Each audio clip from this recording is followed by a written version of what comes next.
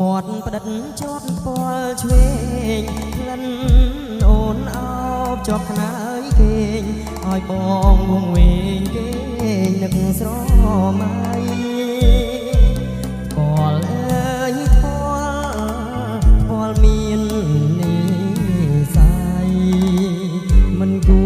រណាថ្លៃអូនឃ្លាតឆ្ងាយពីនិសា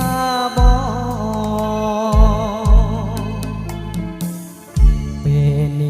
ឃ្លាតកាយឆ្ងាយទៅទាំងក្លិនស្នេហ៍យើងដូចជាសូបិន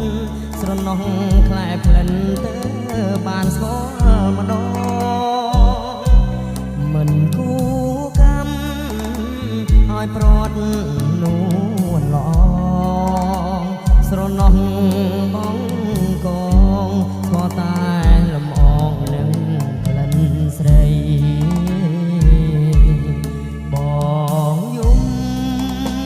សួរពុកមិន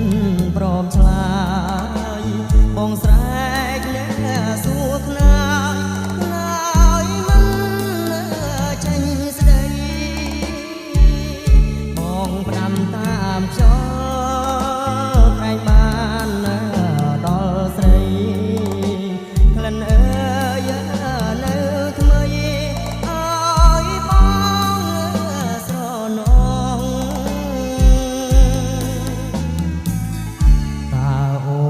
ដឹងទេថាបងនឹកស្រីសូបិនរៀងររីត្រីអនុសាវរីយ៍នៅ